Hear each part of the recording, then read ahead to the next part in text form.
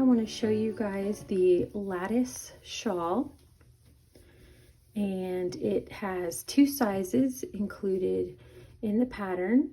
This is the first one, which is kind of more of like a shawlette size, and it's really good for just kind of wrapping around your neck or having something smaller. You know, it's a really good sort of size for that. And then the second size is much bigger, and you kind of keep going from the smaller size and you get much more here. And so the size 2 is better for wrapping all the way around your shoulders and having a nice cozy wrap. I want to show you how to do the lattice stitch, and my favorite thing about it is that you get those little squares. They're so adorable, and I just love the way that it turns out. And it's a simple stitch to do. It's relaxing, nothing too complicated, and then it's broken up with simple rows of garter stitch. Now I used like a dark red, sort of like a rose red, and then for the lattice stitch I used what's called Sandbank colorway, and I used that same colorway for this one as well. And for this size one I used Old Rose colorway. So just kind of, you know, reminds me of climbing roses on lattice and things like that. So yeah, I really loved it. Thinking about sitting in the garden during the spring, you know, evenings, having something cool on your shoulders, or just working on it too. Working on this shawl, you know, as you sit there enjoying your garden or wishing you had one. And yeah, just having a relaxing knit. And it is using worsted weight yarn and size US 9 needle, and the size 1 uses 420 yards of worsted weight yarn, and the size 2 uses about 860 yards of worsted weight yarn. Okay, so I want to show you how to do the lattice stitch, and you can see here that I've done the very first garter section, and I am cutting my yarn each time. I didn't want to carry it up because the sections are pretty large. You can see that they're pretty large sections, so I didn't want to carry the yarn up the side. So it does make for a little bit more weaving of ends, but you could always put these two together and then just weave it in along that edge together. So instead of doing two, just put both ends into your tapestry needle and weave them in, you know, along that edge there in the back. So it just makes it a little bit easier, a little bit more, you know, time efficient there. But you can see here that there is a 6-row repeat for the lattice spot. So this is the first row 1 and 2, row 3 and 4, and row 5 and 6. And so how I know like where I'm at in the body repeat, I can see that it goes 1, 2, 3. And then here's the second one, 1, 2, 3.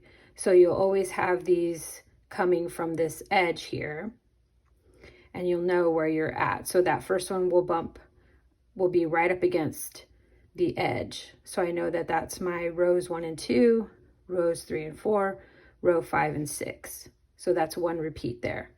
And here's my second repeat. And this is my little stitch marker that, you know, I love to make. And there might be a few in the online shop for you. They probably will come with a pattern booklet.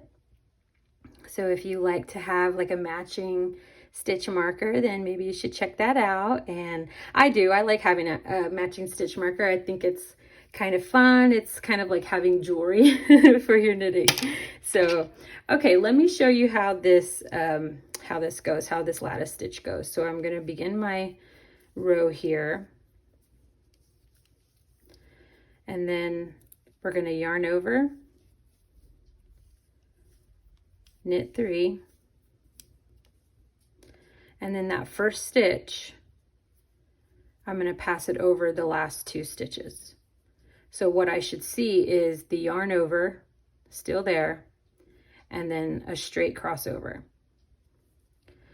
Yarn over, 1, 2, 3, grab the first knit stitch, pass it over the last 2, and you'll see you have your yarn over and the 2, the yarn over and the 2. And so you continue that. 1, 2, 3, grab the first one, slip it over the last 2.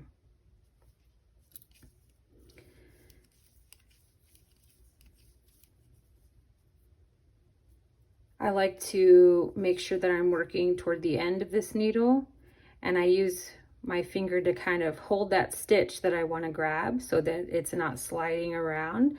And so I kind of, you know, keep it steady so I can dig for it. And then I'm making sure that my stitches don't fall off the other end by keeping my finger there.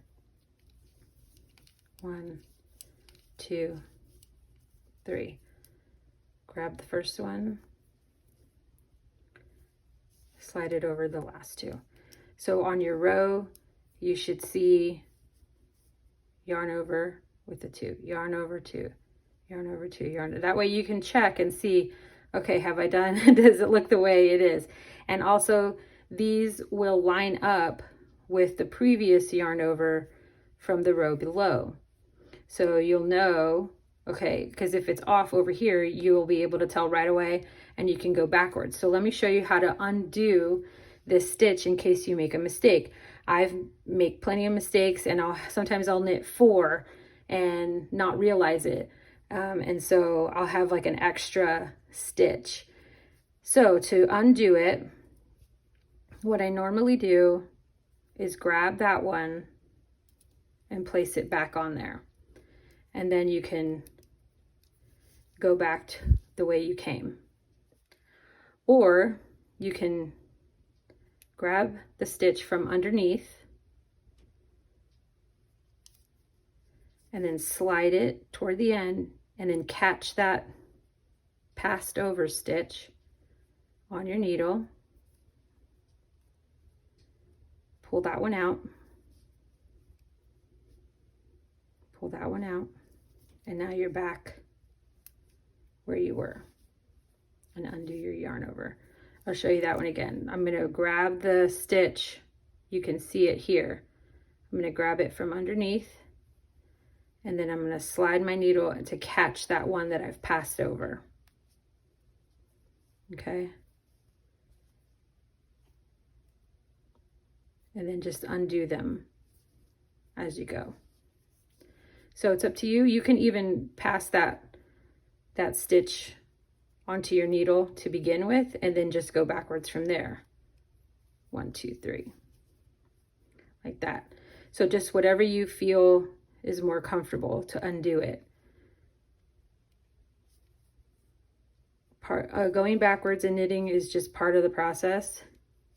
I do it constantly, and you just have to kind of tell yourself, this is part of creating, you know, this is part of it. It's not a failure. It's not, you know, it's not a bummer, as long as you can fix it, you know, and knowing and being comfortable with fixing your mistakes is, you know, half the battle, really. It makes it more enjoyable if you know how to undo your knitting. There's no cause for panic.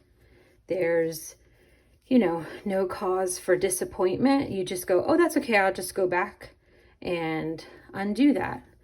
And I know how to fix it, so it's not a big deal. Learn to read your stitches. learn where they go, what they're supposed to look like, what each row is supposed to look like, and you'll be able to undo it with confidence. So I want to make sure that you guys can see how to not only create the stitch, but uncreate the stitch, undo it, fix it, go backwards. Going backwards is a skill as well. And, you know, it's part of learning, and it's good. So yeah, I hope that you guys give this lattice stitch a try. And you can get the pattern on my website, industrialwhimsy.net. You can also get it on Ravelry or on Etsy. And yeah, you can probably get a stitch marker depending on when you see this and what I have in stock. Here's how I steam blocked the shawl. I went horizontally across the garter stitch sections in order to keep the squishiness and not separate the rows. Then I went vertically over the lattice lace sections, and that way the stitch really opened up and you get to see all the cute little squares. And this kept it looking nice and neat with each section its own personality.